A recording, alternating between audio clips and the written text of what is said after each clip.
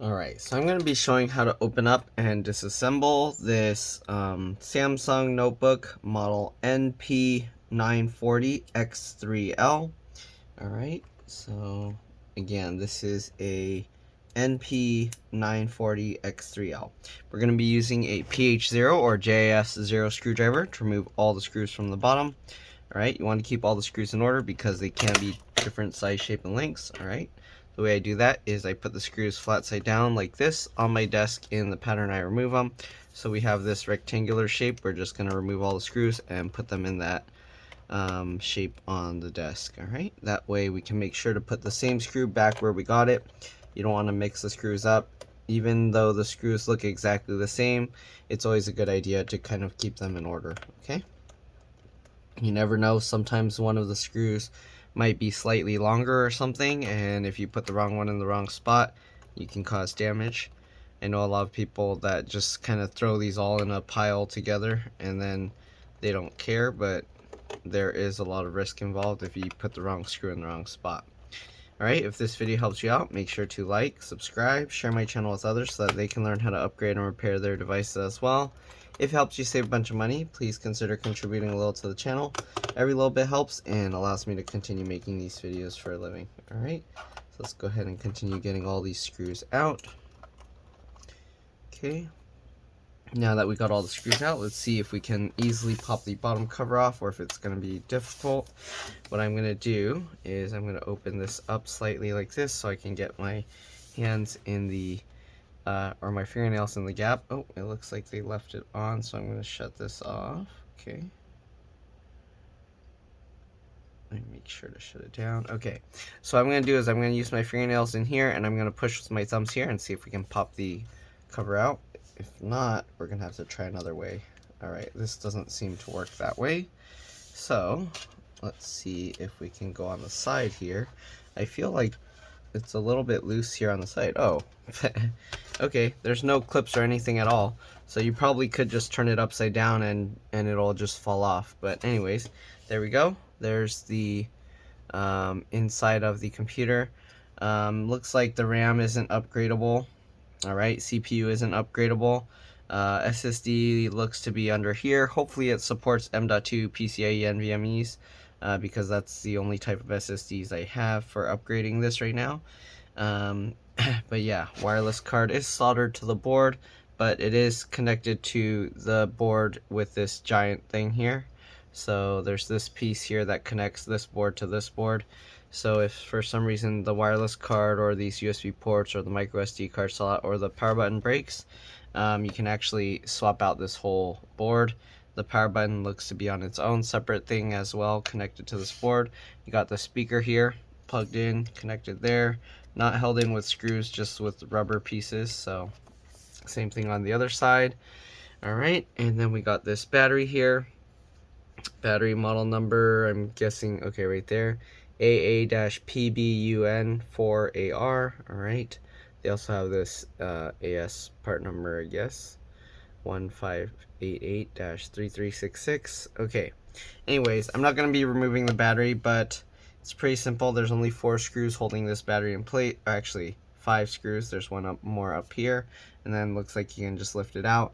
This battery connector looks like you kind of just pull up from here and it pops out.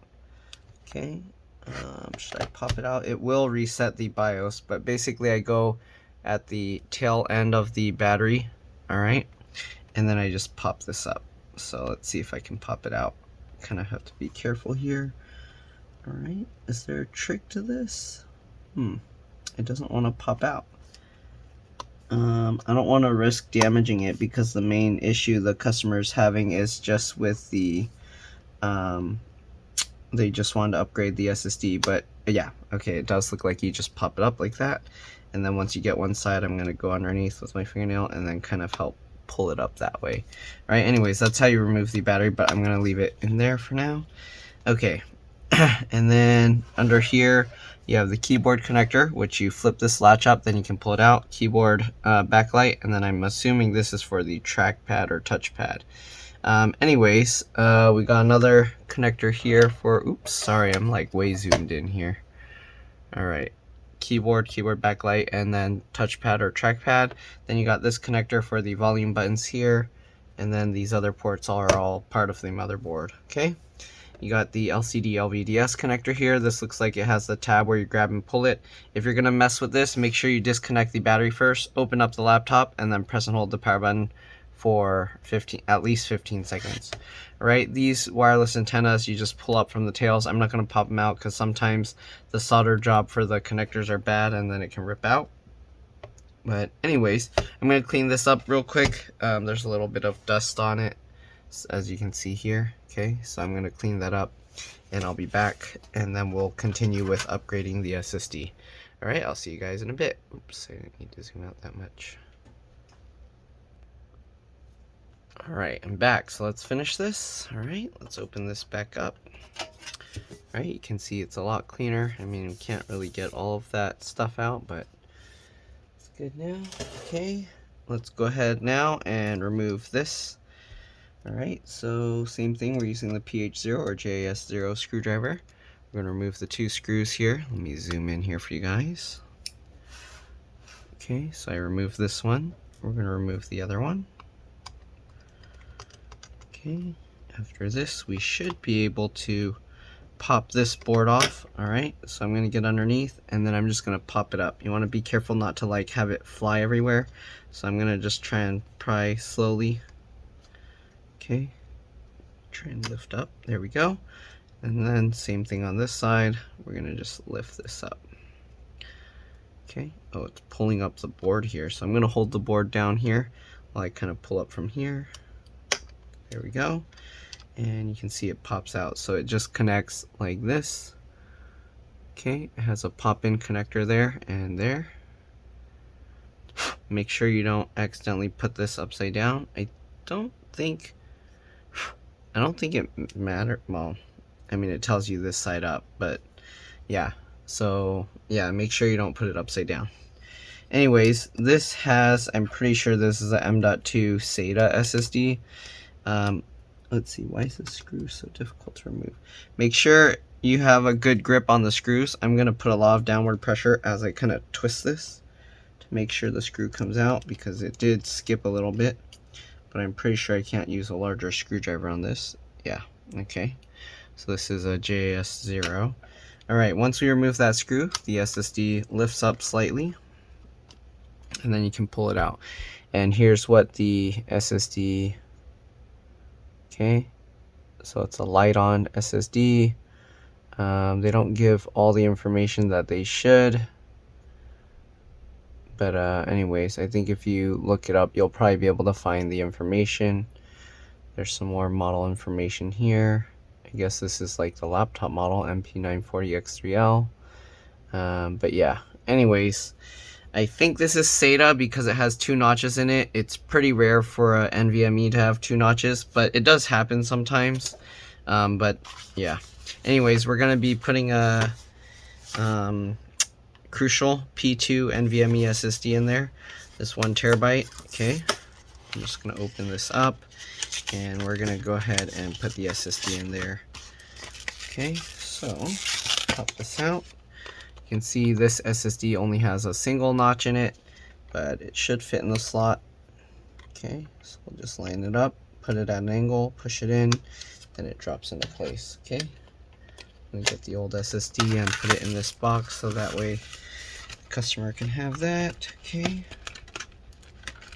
the old SSD I believe is a 256 gig.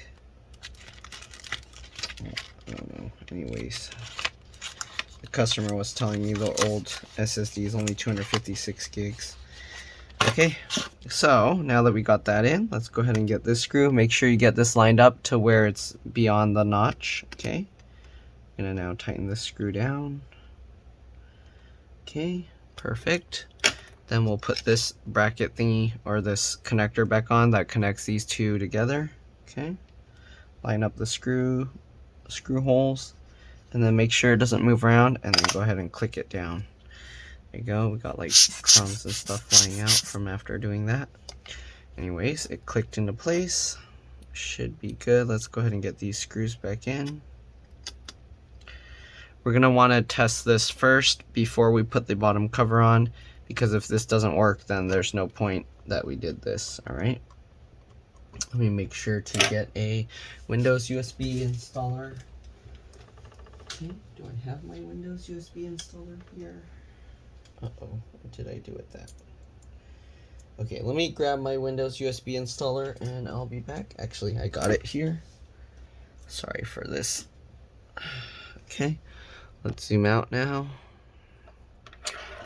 Okay, we're gonna get the bottom cover, put this back on here. I think we're good. All right, let's flip this back over. Samsung, I don't know what their boot device picking button is. I don't think they have like a special key. So we're gonna plug this USB in here. This is my Windows 10 USB installer. I'm assuming it's gonna boot from the USB on its own. I just press the power button. I might have to plug it in because I unplugged the battery. Yeah, I think it's not gonna do anything until I plug it in. Actually, the light on the side is on. So the blue light here is on. So hopefully it'll be starting up soon. It might be doing like a BIOS reset because I disconnected the battery. I do see the keyboard lights on, but nothing is on the screen yet. So hopefully it's gonna eventually power up. There we go. Okay, let's see if it's gonna boot the USB or if I'm gonna have to press like F2 or delete or something to get to the BIOS. So it's restarting itself, and okay, it automatically went to booted my USB. And then I'm gonna press enter. Actually, I should see if I can get to the BIOS here. So I'm gonna press F2 and delete. Is that how you get to the BIOS on this model? There you go.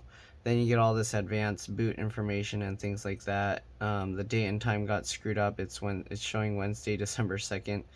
I'm gonna have to fix that. Anyways, they have boot here. So if you want to change like secure boot on and off, fast BIOS mode on and off, you can change the boot device priority. So you can pick stuff here. Right now it only detects this. So yeah, anyways, that's pretty much it. I'm gonna exit and then not gonna change any settings here. Actually, I probably should have changed the date and time, but whatever. We're gonna boot Windows again, doing the 64-bit. If you created the USB with only 64-bit, it won't ask you that option. But anyways, we're gonna see if this boots up and detects the SSD, because if it doesn't detect the SSD, that means this doesn't support M.2 NVMe SSDs. Alright, and if that's the case, I'm gonna have to see about getting a 1 terabyte M.2 SATA SSD, which I think those are harder to find or more expensive, even though they're not as good. Alright, I'm gonna press tab 3 times, press enter for next, press enter for install now. Setup is starting. Okay. Please detect the NVMe SSD. Alright. Pretty simple, straightforward. After this, I'm basically going to, okay, spacebar to accept, then enter, down arrow key to custom, enter, and it doesn't see the SSD. So it looks like I'm gonna have to actually get a 1 terabyte SATA SSD for this customer. So I'll let them know and see what they say, because they were expecting to get it back pretty soon. Anyways, this one's pretty straightforward in terms of like putting back together. We just put the bottom cover on already, so I'm gonna quit the install now and then shut it off. But yeah, pretty straightforward. I would have hoped this would support NVMe. But anyways, you just put all these screws back, and that's pretty much it. Again, we're probably gonna need a M.2 M.2 SATA SSD, because it's not detecting this. I'm gonna see if I go in the BIOS and see if it shows anything, but I'm doubting it's gonna read it.